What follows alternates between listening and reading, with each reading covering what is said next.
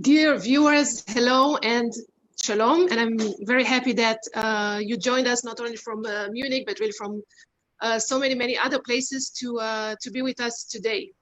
My name is Sandra Simovic, and I am the Israeli Consul General in Munich, covering southern Germany. And I'm particularly happy to welcome you to our today's Israel in Munich webinar with a very knowledgeable and interesting speaker, Dr. Einat Wilf. Dr. Wilf is a leading thinker in different domains or matters of foreign policy, economy, education, and also whatever has to do with Zionism and the Israeli-Palestinian conflict, with a special emphasis on the issue of the topic of the right of return.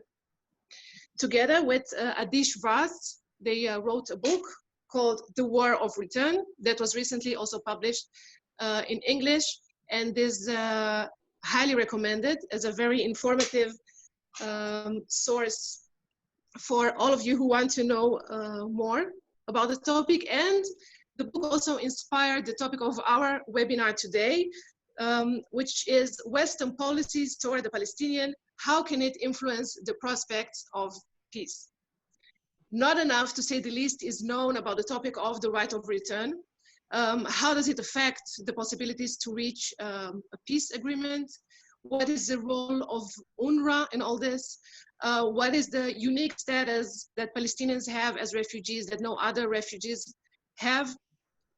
And I'm really happy to invite Dr. Wilf to give us her insights, her conclusions on these points, and other very interesting and relevant topics. And of course, you are more than welcome and highly encouraged to ask your questions and comments on our Facebook page, and she'll be happy to answer. So thank you again for being with us, Dr. Wilf, and now the floor is yours. Thank you, Sandra, and thank you to the consulate for having me here. It's a true honor. So I wanted to share with you today a bit of the background on how I even came to be interested in the topic and write the book, The War of Return, which just came out a couple of weeks ago in English. We hope one day in German, but for those of you who are English readers, you can now download it or purchase it and read it. So I grew up in Jerusalem, in Israel. Very much the neighborhood that I grew up in, Beit HaKerem, was politically associated with the Israeli Labor Party, which in the 80s and 90s, when I grew up, was very much associated with a major idea about how to achieve peace. We felt that we had a formula. It had the elegance of a mathematical equation. And the formula was very simple. It was called land for peace. The idea was that Israel will hand over land which it acquired as a result of the six-day 1967 war. We're talking the Sinai Peninsula in the south, the Golan Heights in the north, and the Gaza Strip and the West Bank in the center. The idea was that Israel will hand over the land that it acquired as a result of the six-day war, and in return, it should expect to get peace with its Arab neighbors, peace which has eluded it since its establishment. Now, for a while, this formula seemed to be working like clockwork. There really was the feeling that this was math. I was one of the kids that they took out of the elementary schools in Jerusalem to wave flags for the motorcade of Anwar Sadat, the president of Egypt, who came to Jerusalem in '77 to speak in the Knesset in Jerusalem. And that's only 4 years. People forget how dramatic it was. Only 4 years after the Yom Kippur War, a truly bloody war where Israel felt that it was about to be annihilated. And Egypt, our mightiest, strongest enemy, is basically, the leader is coming to Israel. He spoke of peace, negotiated peace with Israel in Camp David, and within a few short years, he gets the entire Sinai Peninsula, twice the size of Israel, no settlements, the few that were built, that's it. Land for peace. We can have an interesting discussion, maybe some other time, on whether what we have with Egypt today should rightfully be called peace. But at the time, this seemed to be the formula: land for peace. Okay, so the 1990s were really the moment when we put this formula to the test. We were negotiating with the Syrians over the Golan Heights. We signed a peace agreement with Jordan when Jordan gave up its territorial claim to the West Bank. So peace agreement with Jordan. And of course, the highlight was we were negotiating with the PLO, with the Palestinians, over the future of the West Bank and Gaza. And the 1990s, that decade of global euphoria, the end of history, the fall of the Soviet Union, the Eastern Europe freeing itself, reunification of Germany. There was a sense of the end of history, and that was our feeling too. We're going to end the conflict. We're going to have peace with all our neighbors. And in the year 2000, ending the 90s, the head of the Israeli Labor Party of the Israeli peace camp, Ehud Barak, goes to Camp David. This is symbolic. This is where peace was negotiated with Egypt. He goes to Camp David to negotiate peace with the Palestinians. Now, Ehud Barak puts on the table a bold proposal: a Palestinian state, fully sovereign, in the West Bank and Gaza, capital in East Jerusalem, people forget that, with holy sites, no settlements in sight. This was going to be a state without settlements. Either they were going to be dismantled or exchanged for equivalent land. So Palestinian state, no settlements, capital in East Jerusalem. This meant an end to the military presence, an end to the occupation. So check, check, check.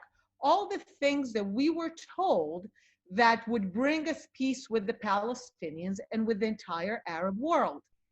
And Arafat walks away. President Clinton presents this as parameters for peace. It's rejected by the PLO, by Arafat, by the Palestinians. This repeats itself in 2008 with a similar proposal by Ehud Olmert. The same principles, even more far-reaching in some aspects, but the same idea. Abu Mazen walks away. So the Palestinians could have had a state, end to the occupation, no settlements, and they walk away. Twice, in 2000 and 2008. And not only do they walk away, what follows is this bloody, murderous campaign, which was called the Second Intifada, but it was just really a bloody massacre in our streets. Suicide bombers across our cities in Haifa, and Netanya, and Tel Aviv, and Beersheba, blowing up buses with families, with children, entire families blown to bits because they went to pizza, they went to a hotel to celebrate the Passover Seder. Day after day after day, just bloody massacre, literally days and weeks after the Palestinians could have had a state. And the question that I ask, and many, many Israelis of the peace camp at the time, is, what do the Palestinians want? If they could have had a state and they walked away from it and they even followed it by violence, then what do they want? What is it that would end the conflict? And during that time, I began my research. I met Adi, I met quite a few Palestinians, and I realized that it was hiding in plain sight. To them, the thing they care about more than a state, and they said so directly, was a thing that they call the right of return. So before we go into it, just a few things about what the Palestinians believe it is. The Palestinians believe that millions of them, the lowest number is 5.5 million, that is the number registered by UNRWA, the UN agency that perpetuates this idea that Palestinians are still refugees. So the lower number is 5.5 million, that's the UNRWA registration.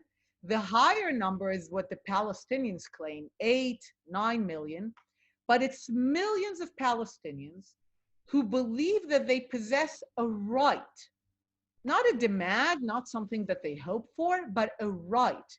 They believe that they possess an internationally sanctioned right that supersedes, that overrides Israeli sovereignty to settle inside the state of Israel. Now, the numbers are such that the exercise of the Palestinian right of return, which they believe they have, would mean that Israel is transformed through return into an Arab state with a Jewish minority.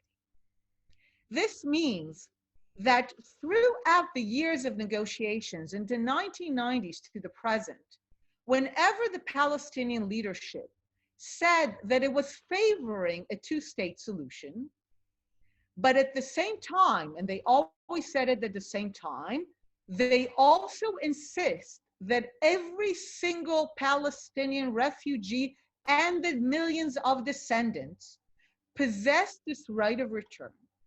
Then the only two-state solution that they ever envisioned was an Arab state in the West Bank and Gaza, and another Arab state to replace Israel.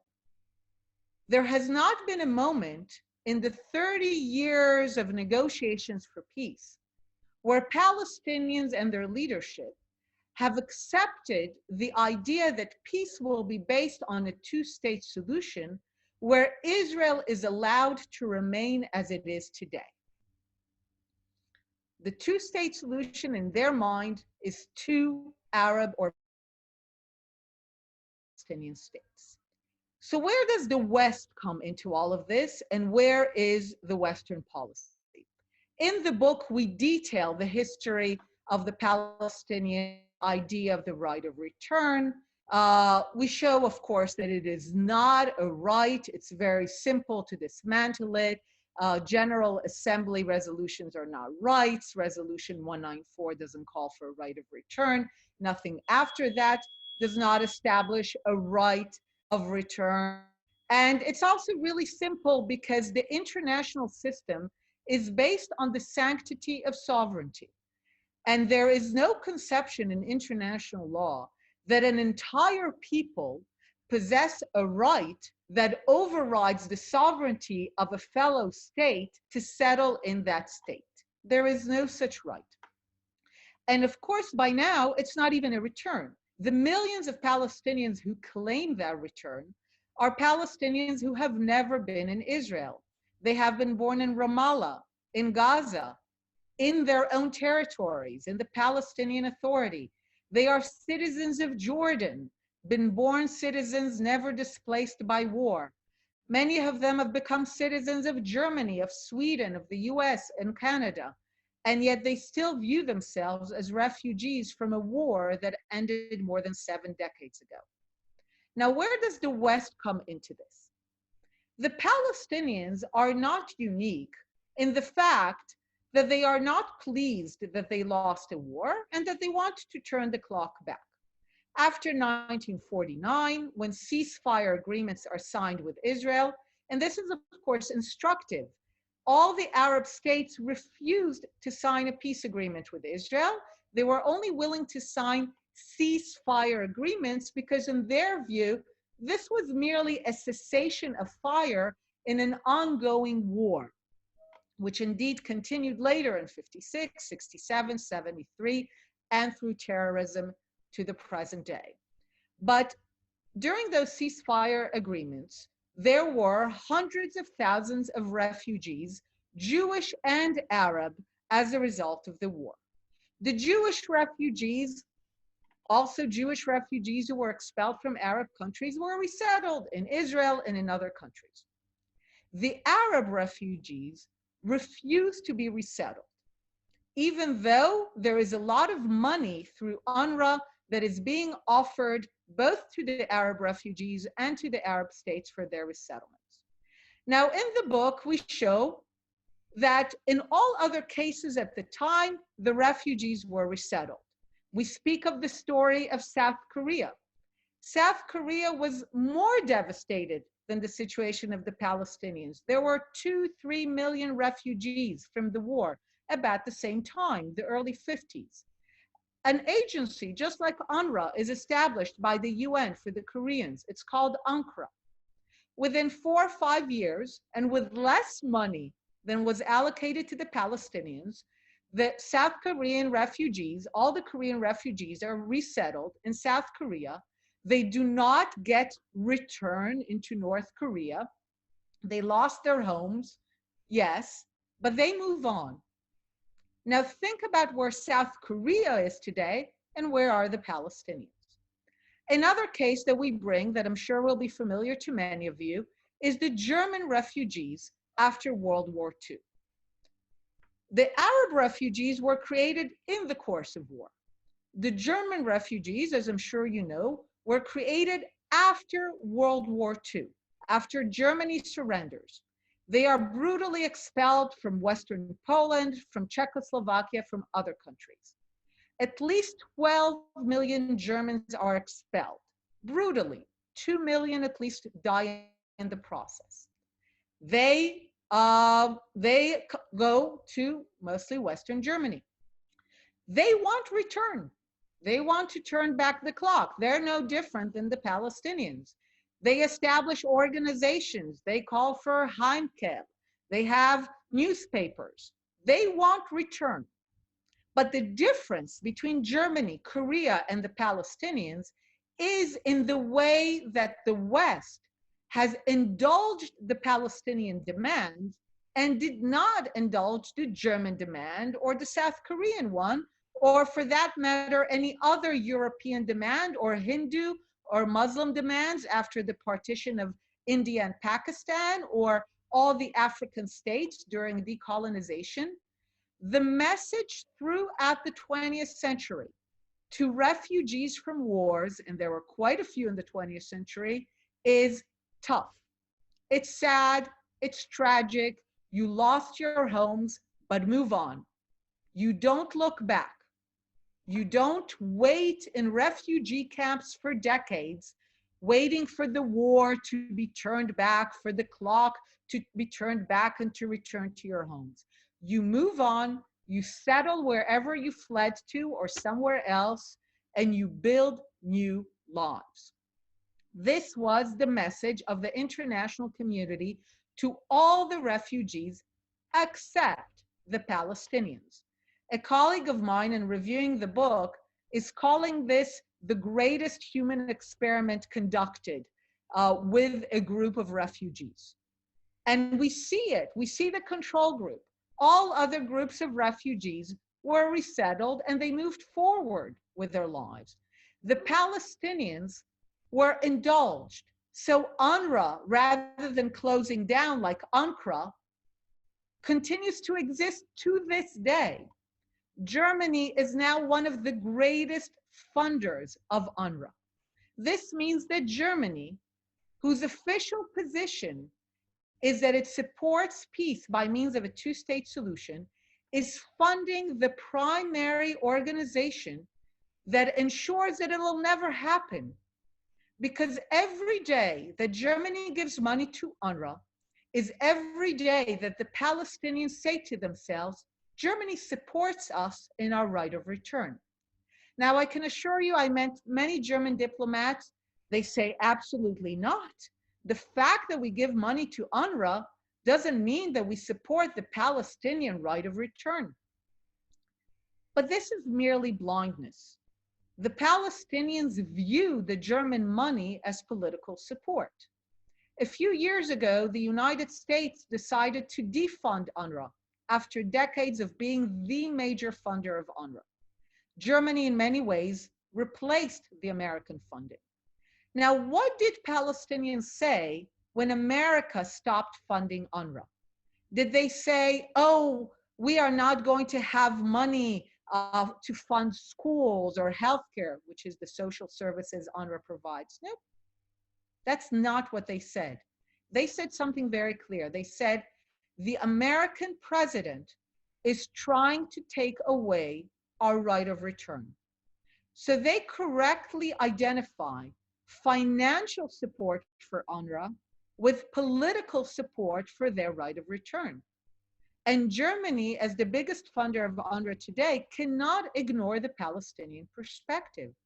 If the Palestinians believe that German money to UNRWA means support for their idea that the war of 1948 is still not over, that they can still roll back the clock, that they can undo the state of Israel by means of return, then Germany has to listen to that.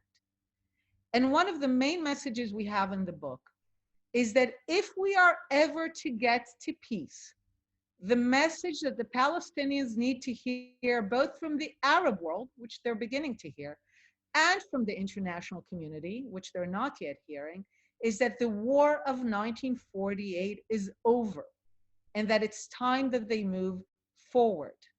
We have specific proposals in the book on how to do that, but the important thing is the message. One of the great stories we bring in the book is that of Willy Brandt, the German chancellor.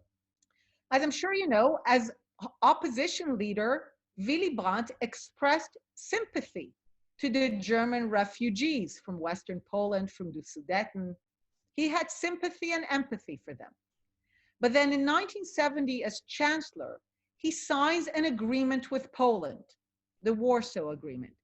And he gives a speech, a televised address. He goes on television to give a speech to the German people and especially to the German refugees. And we believe that the Palestinian leaders should take Willy Brandt's speech and do a cut and paste so that we know there's peace. What Willy Brandt tells the German refugees is that it's over. He tells them that the lands of Western Poland have been gambled a long time ago, that there will not be return, that by doing so, his position is not one of surrender, but one of common sense. He talks about looking to the future rather than to the past. These are the things that we need to hear from the Palestinians. But we're never going to hear it from them as long as they feel that they have wide European and Western political support for their worldview.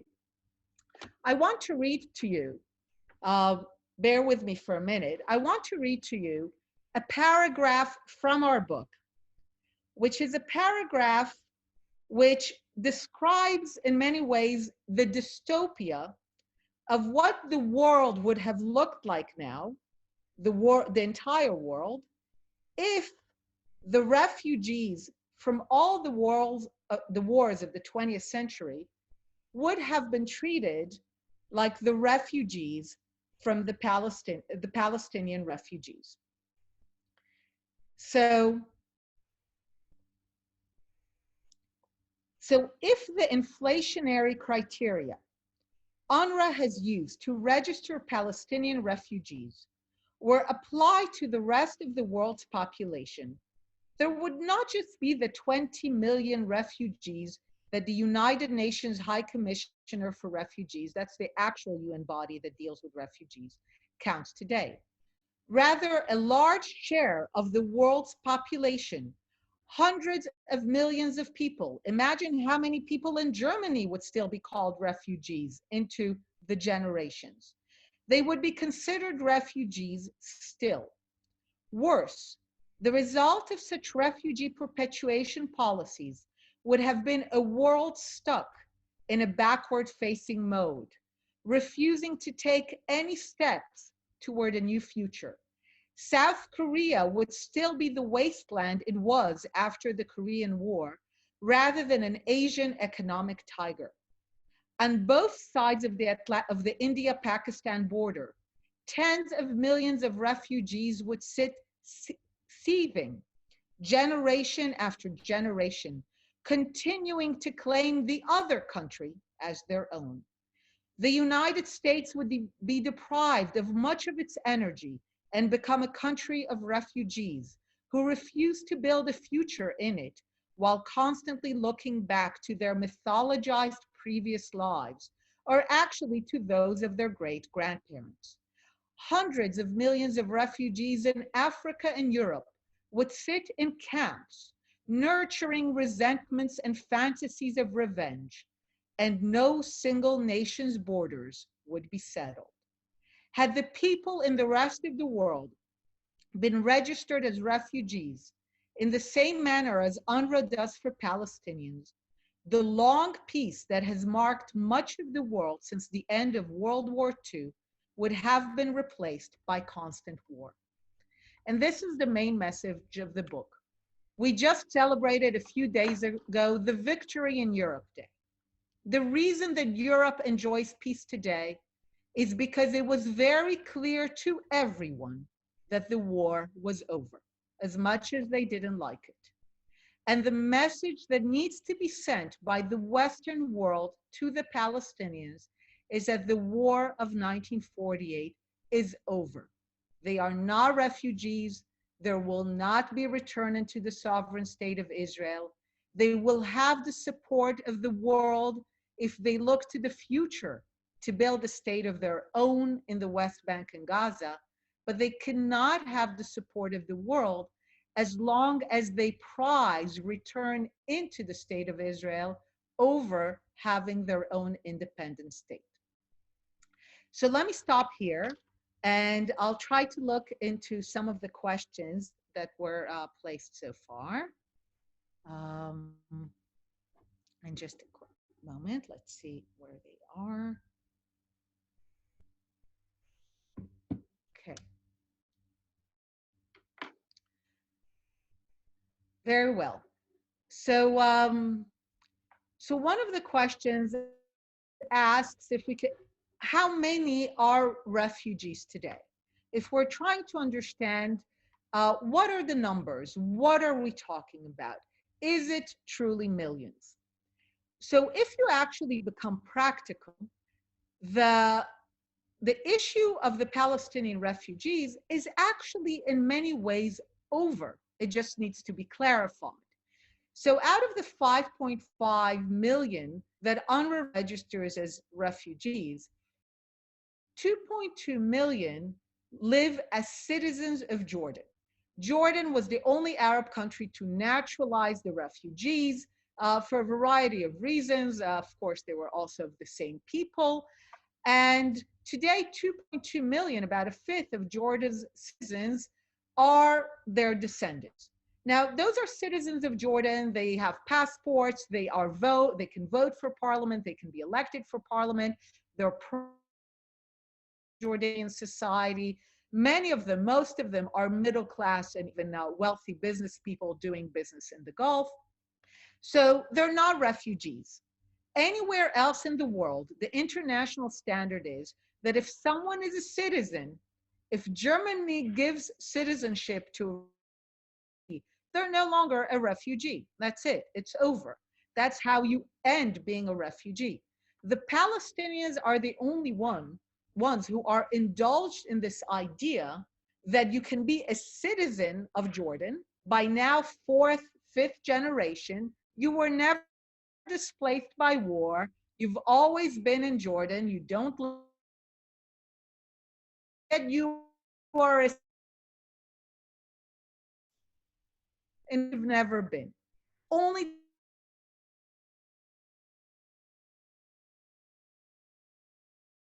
million.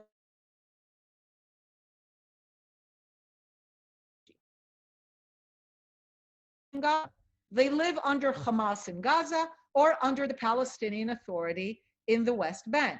So whatever your worldview is, they're in Palestine. They're under the Palestinian Authority. Gaza. They've lived in just like in Jordan, middle class and up. So a middle class lawyer who was born in Ramallah, lived there all, is registered as a refugee from Palestine, but he's in Ramallah. So which Palestine is he a refugee from? Now he knows the answer. Palestine from the river to the sea, as they like to say it, which will replace Israel. That's fine for him to think it. It's just not clear why Germany gives money to support the frame of mind. So that's another 2.2 million who are not refugees. They're living in their land. They have not been displaced by war, and they should be building their future wherever they are. Not for some of them sitting in camps and looking to take over another country. This also, if you want to understand, helps to understand Gaza. 80% of the Palestinians Palestinians who live in Gaza are registered as refugees from Palestine. Now, they live in Gaza, by now, fifth generation. But in their minds, they're refugees from Palestine, which means they don't think Gaza is their home. They're not interested in building Gaza, they're investing it. When they march on the border with Israel, they never march on the border with Egypt. When they march on the border with Israel in the name of return, the marches of return, they are very clear on what they want. They want the state of Israel. So that's another 40% who actually already live in the places where they're supposed to build their future. Another million, another 20% are registered as refugees, half in Syria, half in Lebanon. We know from recent data, a census in Lebanon, data in Syria, that the vast majority of them have left. They no longer live in Syria and Lebanon. We know that at least 2/3 have left. My favorite example is that the multimillionaire father of supermodels, Gigi and Bella Hadid, is still registered in UNRWA in Syria as a refugee, because UNRWA never erases anyone from the books. So he's still a refugee. Refugees who've escaped Syria into Germany and were given citizenship are still listed in Syria as refugees from Palestine. This is how ridiculous the registration is. So the actual number of those who might be considered refugees is maybe 100,000, 200,000, and most of them are the second, third, fourth, and fifth generation. Once those 100, 200,000 will be transferred to the care of the UN High Commissioner for Refugees and have the same policy as all other refugees in the world, they will be resettled within a decade. We have quite a few examples in the book, and there will be no refugees.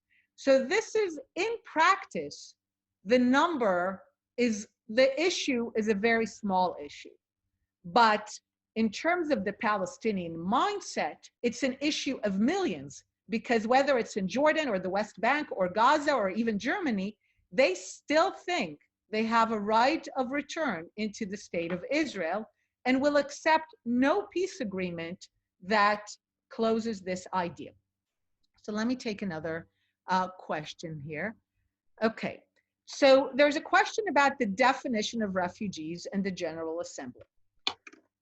So I talked already about how UNRWA creates all these exceptions that do not have for other refugees. It passes the refugee status automatically generation after generation.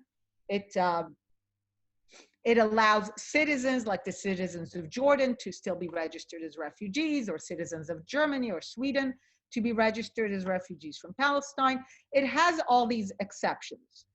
One of the major exceptions is the definition. The definition of the United Nations in its Convention on Refugees, the one that the UNHCR is responsible for carrying out, especially deals with persecution. Refugees have to show that they're being persecuted in their home country. So it's very specific and personal. And of course, there are clear criteria to how you stop being a refugee, like you become a citizen for another country. And resettling refugees is generally the way to try to end the refugee status. Now, UNRWA has a completely different definition for the Palestinians. It basically defines Palestinian refugees as those who were in the area of the British mandate for 2 years, which again is a very odd definition, only 2 years. Why only 2 years of being there? Because a lot of the Arabs who were in the area at the time were immigrants from around, they were seasonal workers, they came to work on various projects. So it's a very, very short period of time. And it merely speaks about the fact that they lost their homes or their livelihoods, not about specific persecution or anything of this sort. Now, this definition, when it was established in the 49-50, it was an ad hoc definition because UNRWA initially just wanted to take care of people who were in need, to give them food, to give them shelter. Nobody, and we show it in the book, nobody thought that this ad hoc definition of UNRWA would last 70 years. This was not the notion that it would become a definition that lasts generation after generation. Now, it's not that this definition was discussed in the General Assembly and there was a debate or that it was compared to what the UNHCR does. The way that it works in the General Assembly is that UNRWA basically submits its reports. When it decides to expand the definition of a refugee to children, to grandchildren, UNRWA just puts it in the report. The General Assembly approves the report, and that's it. So it's not as if there's any debate. And of course, the General Assembly also has an automatic majority for these issues. So UNRWA can literally do whatever it wants, which is why in the book we emphasize how out of the standard it is that the practices that UNRWA has for Palestinians are basically very extreme when you compare them to the practices that the UNHCR has for all other refugees in the world. So I hope that answers the question on the definition and the General Assembly. About the foreign minister, okay, so Israel and Germany. So the issue is this, and one of the reasons why our book came out in Hebrew first. Within Israel, there is, especially among the security establishment, there is this inertia view that UNRWA is the lesser evil, that somehow it buys us peace and quiet. There's just been a TV series, a documentary TV series shown in Israel speaking about Lebanon and Israel's presence in Lebanon from 82 to 2000. And it also shows how the Israeli security establishment was also had this inertia, thinking that being in Lebanon was the lesser evil and that it bought us peace and quiet in the Israeli north. And it took some outsiders to break that inertia and to show that the price in blood that we were paying for being in Lebanon was much higher than by getting out of it. And this is what we do in the book. We want to break that inertia that has existed for over 50 years since Israel is in charge of territories where UNRWA exists, that somehow sees UNRWA as the lesser evil. What we show in the book is that UNRWA is not the lesser evil. UNRWA is the evil, or certainly part of it. We show that UNRWA is not neutral. UNRWA and the UNRWA refugee camps are the areas in the 60s and 70s where an entire Palestinian national ethos of return and revenge is established. We tell the story of the Munich massacre. The perpetrators of the massacre of the Israeli athletes in the Munich Olympics of '72 were the children of the UNRWA refugee camps. And they were raised in those camps to believe that it was their holy duty to take revenge on Israel and to take back their land, which is why they still view the 1972 Munich massacre as a great success for the Palestinian cause. So we show that the price of UNRWA to the conflict has been a bloody price in decades of conflict. There is a quote we bring in the book by someone from Fatah who says, in Fatah, we can only train one person at a time. He says it in the 60s. But UNRWA trains the minds and hearts of the masses. So that the Fatahs themselves, those who committed the massacres, the plane hijackings of the 80s, of the 90s, they themselves knew the value of UNRWA in training the Palestinian masses for this war of return, as we call our book. But unfortunately, the Israeli security establishment is still stuck, just as in Lebanon, in this inertia, thinking that is the lesser of evils. And our message to Germany is, and to Europe and to the West, is we're not aware of the fact that every time that Israel thinks something, you immediately support it. In many issues, quite the contrary. So I see absolutely no reason why Germany should support UNRWA. Even if some Israeli generals are saying to Germany, you know, this is good for keeping quiet in Gaza, I think the message of Germany should be, we refuse to give money to any organization that trains the masses to believe in return and revenge. And we're taking our money out of it. We're going to look for alternative ways to support Palestinians who want to live in peace side by side with Israel. But we're done fueling the idea that the war of 1948 is still not over. Oh, and we'll add one more thing. Since the book came out in Hebrew, we have been successful in beginning to change the mindset of Israeli politicians and to begin to break away with the security establishment's inertia. I'm being hosted here by the Munich consulate. A week ago, we did an event hosted by the Ministry of Foreign Affairs. When the book came out in Hebrew, we had an event, physical event, with local ambassadors on the book. The book, now that it's coming out in English, is going to be distributed by the Israeli Foreign Ministry to Israel, to foreign diplomats in Israel, and to foreign journalists. So I think we're finally moving, and Israel more and more is beginning to adopt the worldview and to break the inertia that UNRWA, as the Swiss foreign minister recently said, is part of the problem, is nowhere close to being part of the solution. So let me see.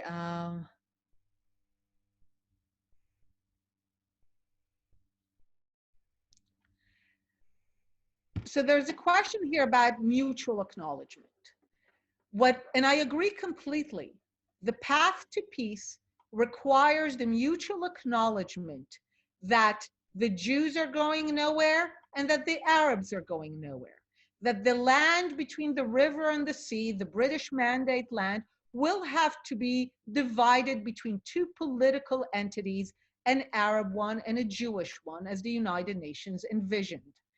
What I highlighted is that we have a deep asymmetry in this mutual recognition. Israel has been repeatedly willing to recognize the collective political rights of Palestinians to have a state.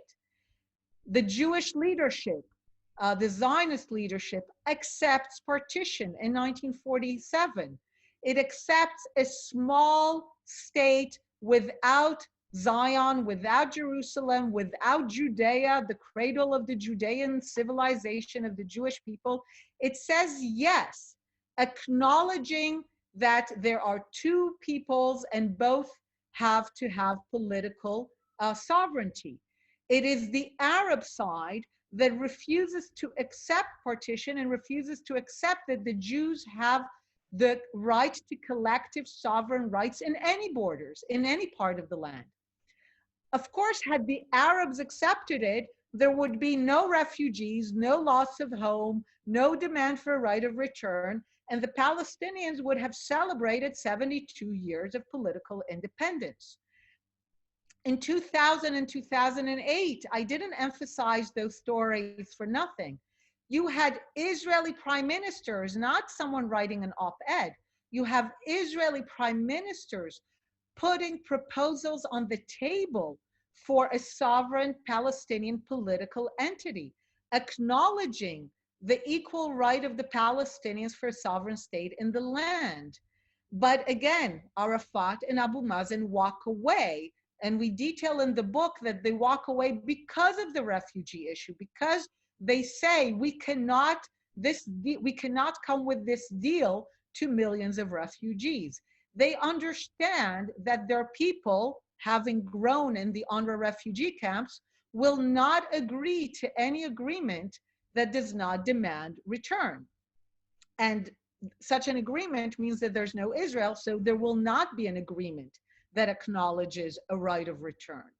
So again and again, you have the Israeli side, the Jewish Zionist side, willing to say yes to partition, not because we don't want all of it, we'd be happy to have all of it, but we recognize historically, we were a minority wherever we were, we're still a minority now in the region. We don't have a choice but to compromise. From the Arab perspective, they do have a choice. They don't need to compromise in their worldview. They see 7 million Jews in the midst of 500,000 Arabs, 1.5 billion Muslims, and they don't see why they need to acknowledge the Jewish collective right for sovereignty in any part of the land. They don't see why being the dominant element in the region, they have to compromise. So from the Palestinian perspective, still, the reason that the war of 1948 is still open is that they still believe that they can close the war one day by return, that one day they will have Palestine from the river to the sea. So I completely agree. There has to be mutual acknowledgement. But Israel has repeatedly acknowledged the Palestinian right to self-determination in the land. And we don't even have one Palestinian op-ed writer. In the book, we say, where is the small Palestinian NGO? We had prime ministers. We're saying, show us a small Palestinian NGO, an op-ed writer who will say, it's time to acknowledge that the Jewish people are not foreigners in this land, that they have the collective right to self-determination, and it's time for us to move away from return. Where is the Palestinian Willy Brandt? And our answer is that there will not be that Palestinian Willy Brandt, and therefore we will not have peace as long as the West continues to politically and financially support the Palestinian worldview that they don't need to compromise because they can keep the war of 1948 open, and one day they will have the entirety of the land back by return. Let me see if there are more issues, questions. Thank you. Some nice things being said. Okay. So the question is, since the Palestinians don't show any desire to solve this issue, how is it ever going to happen? And this really goes to the heart of the matter. The Palestinian identity and ethos was forged in the UNRWA refugee camps. Their identity is tied to this idea of return, of revenge, of turning back the clock on 1948.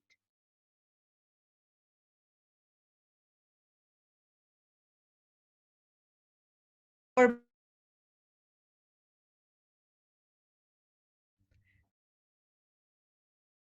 identities don't change their central ethos if it's not under pressure, not.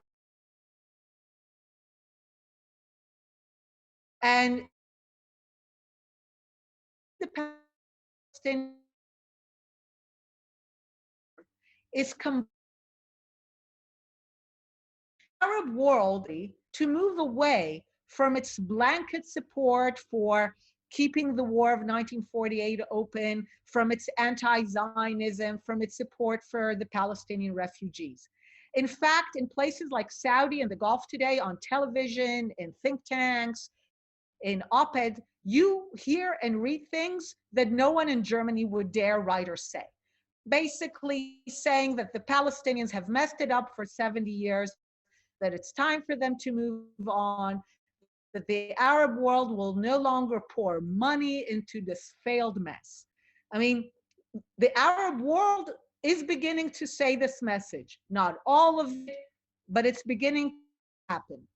The truth is that at the moment that the Arab world is beginning to adopt a position that could lead to peace, you have Western countries like Germany rushing in to fill the void. Germany increased its support to $100 million a year. So countries like Germany are rushing in to fill the void and to continue to fuel the Palestinian view that they don't have to compromise because they can still win the war of 1948. Only when Western support will be pulled away and Arab support will be pulled away, and the Palestinians, like the Koreans, like the Hindus, like the Muslims, like the Germans, like the Africans, will realize that no one is buying their story anymore, that they are refugees from a war that ended more than 70 years ago. Only then can a Willy Brandt emerge from within. It took Germany 25 years to have that kind of leader. From the end of World War II until a leader could have the courage to tell the German refugees it's over. During those 25 years, Germany had zero support from the international community for the idea that these Germans have a right to return into Western Poland or Czechoslovakia. Do you know that we even found out that when Germany was reunited, Helmut Kohl wanted to renew the idea of Heimkehr and the right of return? And America, of course, said absolutely not. There will not be American support for German reunification if Germany wants to revive this idea. So America and the West were very clear that German refugees don't have return. Hindus and Muslims across India and Pakistan, both sides are very clear, no return. All other European conflicts, Africa, very clear, no return. So our message is, you want peace, you want a Palestinian Willy Brandt, send the Palestinians the same message that every other refugee in the world, including the Germans, received after the wars. Move on, it's tragic, it's sad, you lost your homes, but move on. You build a new life wherever you are and you don't look back. I think we have time for one or two more questions.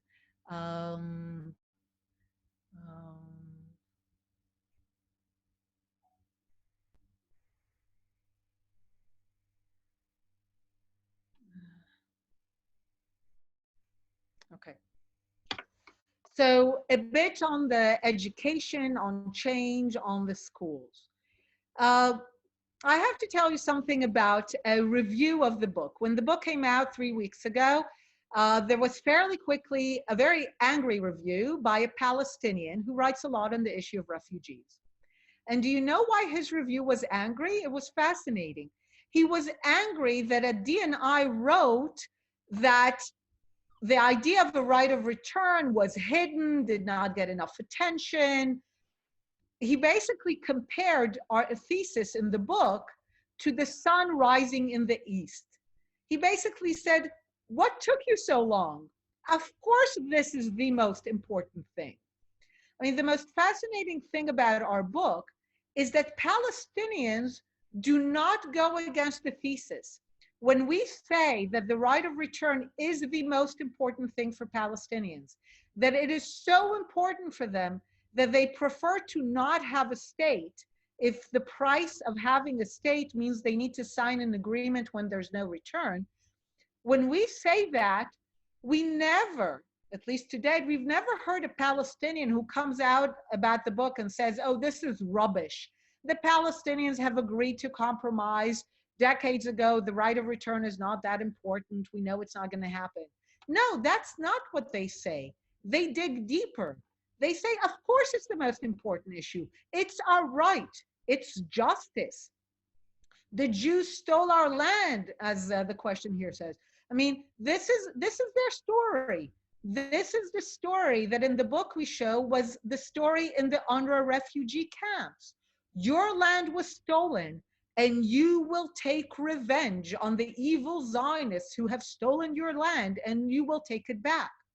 A person can only commit the Munich massacre against athletes, defenseless athletes, only when you are trained for years and decades to believe that your cause is so just, so superior, that it justifies anything, that it justifies the massacre of innocents, of destroying Olympics.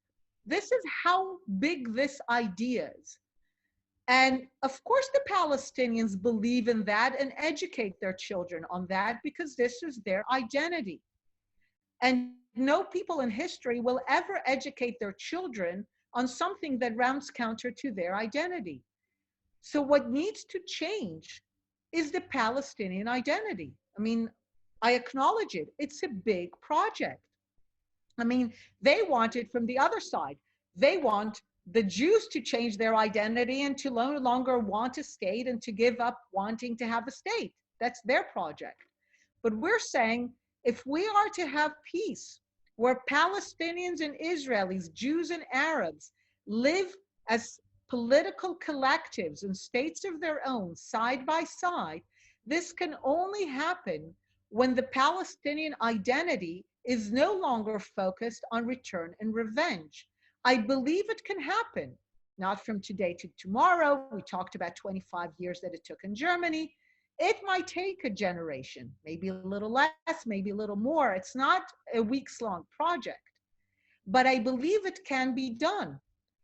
Think about the German attitude today towards those who still demand return into Poland. I've been once in a German conference and I saw someone speak about it, and everyone heckled him and booed him because he was considered an extremist warmonger. But for the Palestinians, those who demand return are not sidelined as warmongers. They're the heroes. This is the identity. So for the Palestinian identity to change, it will only change under duress. It will only change when they are no longer indulged, not by the Arab world and not by the Western world. When they understand that they have support for a Palestinian state, but they do not have support for taking the state of Israel, then I think finally, over time, their education can change and their leadership can change. But it won't happen if they don't view it in their interests. And right now, they've never been forced to really make that choice. So let me see, I'll take one last question. So finally, the question of the Jewish refugees from the Arab world. So I mentioned the Jewish refugees from the Arab world, nearly 1 million of them. And I have to say, if there is a historical case of massively shooting yourself in the foot, it's the Arab world expelling the Jews. You are talking about 1 million people who lived in those lands predating the conquests of Arab world and Islam. So they lived there before there was an Arab world, before there was Islam.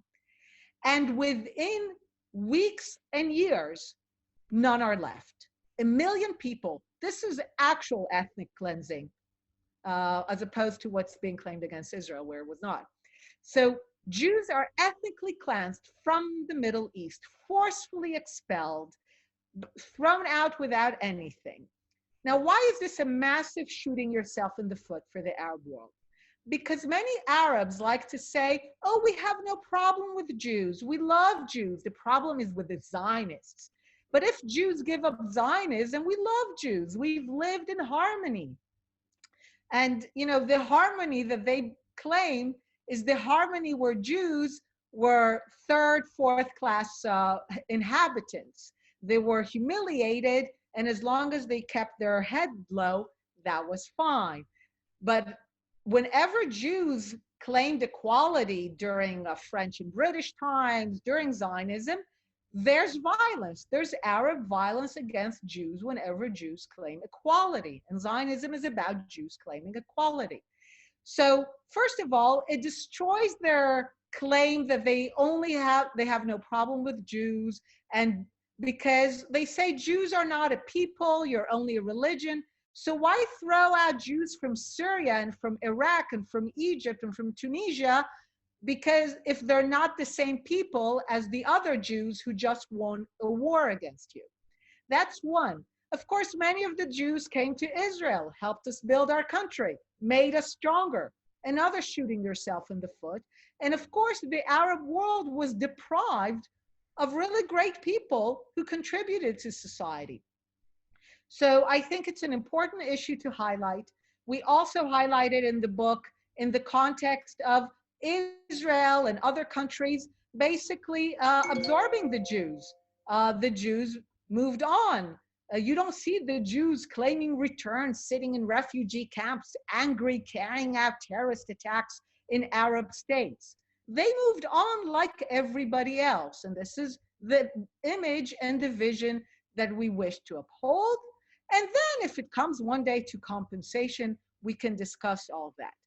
By the way, the Palestinians hate this. They always say, we have nothing to do with the Jews from Arab countries. It's not our fault. It has nothing to do with us, because they understand that as soon as people understand that this is a conflict of the Arab world against the Jews, and that in this context, they're against Israel, and that this is why if the Arab world begins to change, the conflict can also come to an end, they prefer for the world to think of it as an Israeli-Palestinian conflict. It's easier to present themselves as weak and the underdog when people don't do the zoom and realize that really it's the Jews who are an ethnic linguistic minority in an Arab and Islamic Middle East, always been a minority, whether they were in Europe or in the Middle East, and that their only way to survive in this Middle East is by having sovereign states where they can defend themselves by themselves.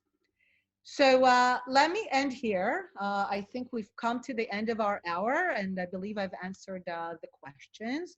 For those of you who read English, of course, you're welcome to read much more of it in the book. And I don't know, Sandra, if you want to say a few closing words, but if not, I want to thank you for tuning in. It's been a true pleasure. Thank you very much. It was extremely interesting, extremely informative, and I think that it's very important that people had the possibility to hear what you had to say today. We will have, of course, it's recorded and people will be able to listen to this also afterwards. Thank you very, very much. And we already received very good feedbacks during your talk. And again, I can only highly recommend to read the book. It explains, of course, much more extensively what you told us today. So it was really a pleasure to host you. Thank you for being here. Thank you for all the people who were here with us to hear what you had to say. Thanks again. Thank you, and bye.